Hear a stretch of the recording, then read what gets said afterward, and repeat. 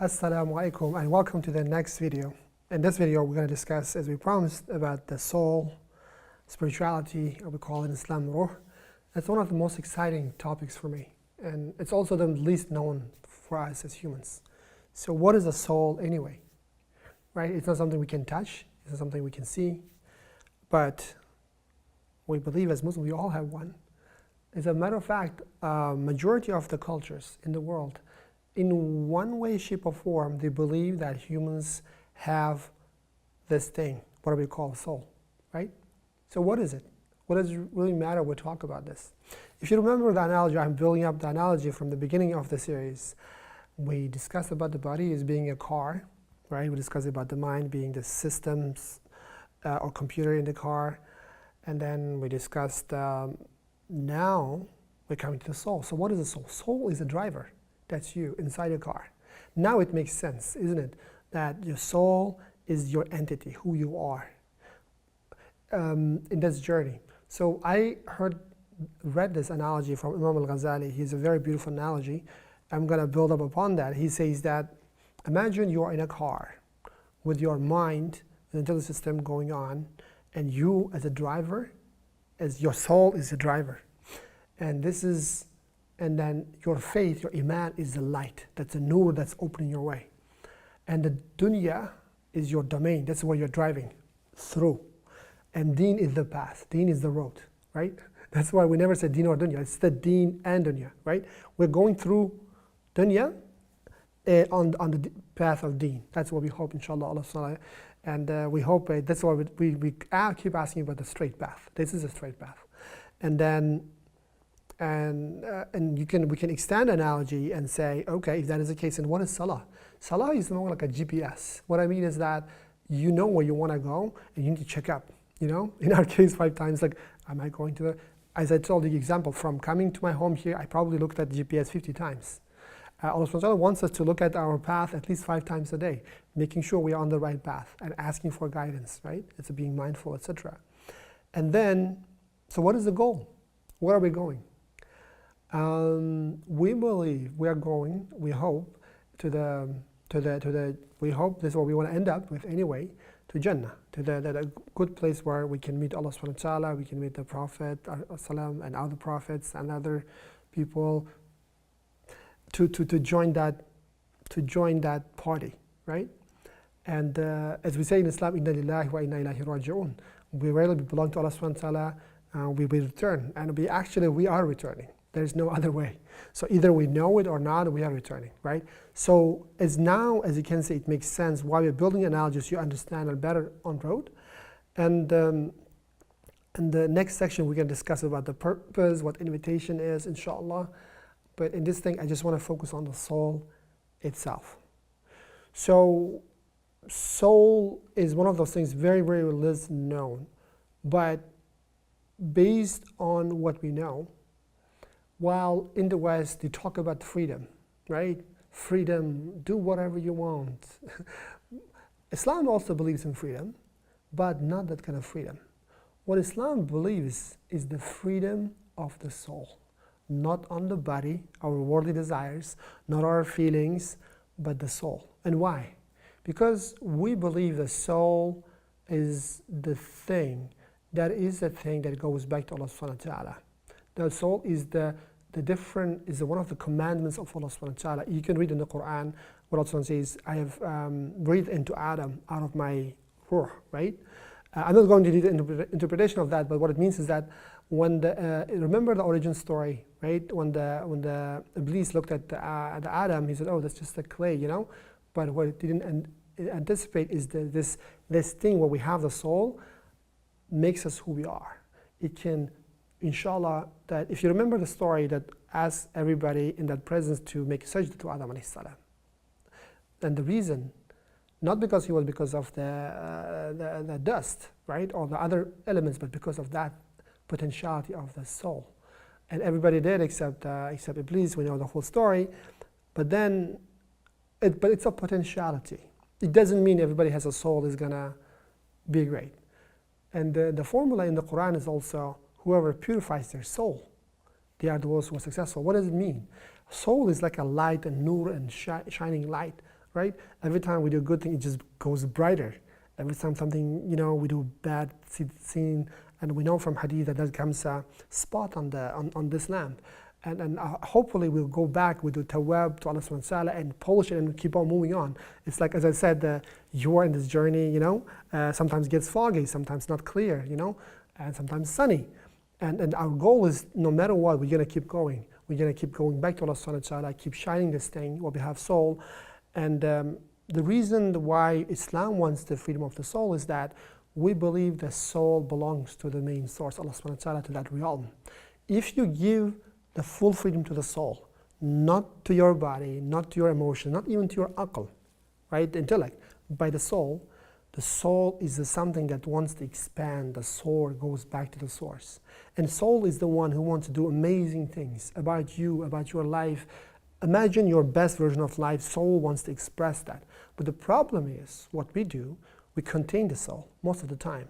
What we do is that, my bodily needs or my emotional needs and intellectual needs as the ones just holding the soul at in captivity.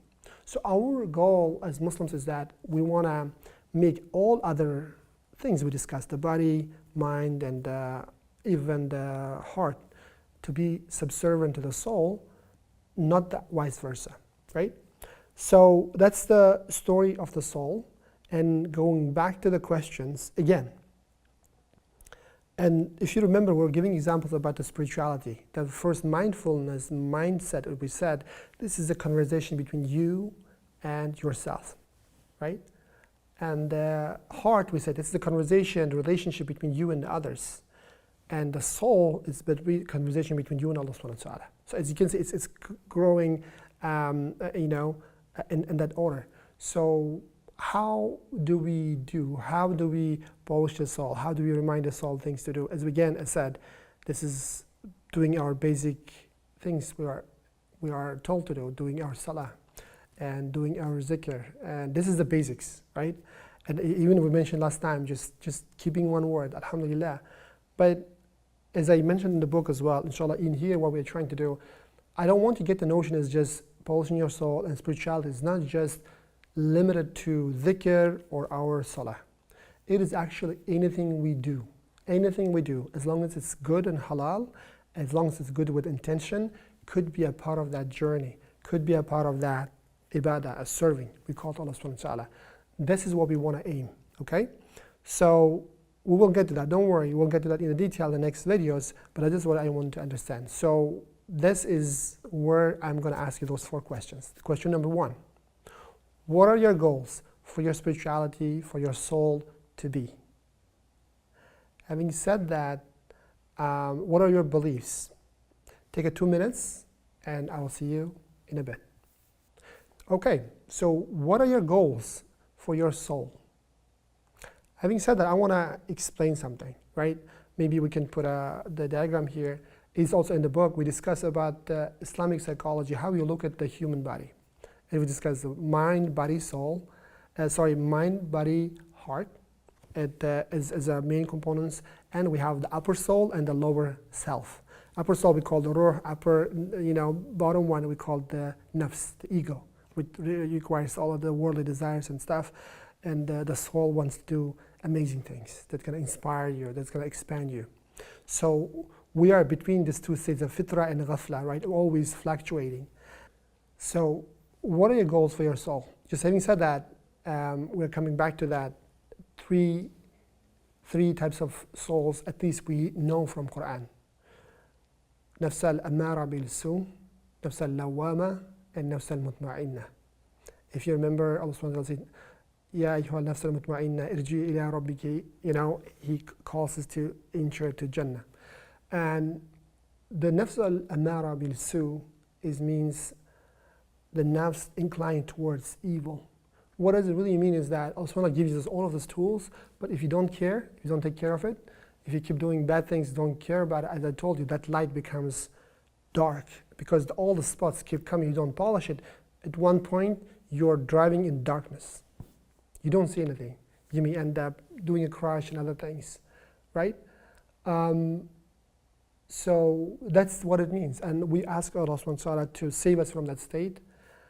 That's the lowest level of the soul. And then nafs al-lawwama.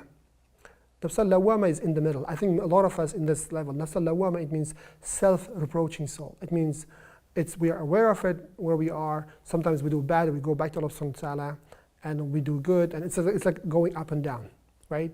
And majority of us in this state, I hope, and we Allah subhanahu wa ta'ala to help us to go to the next level, which is the third one, which we're talking about, nafs al-mutma'inna. And that's the ultimate goal, which is to be our soul at peace. What does it really mean to be at peace? Is that to understanding that everything, to understand the reality we are in, and to be okay with everything else when it sends our way. And I think this is something I can explain probably by just giving an example.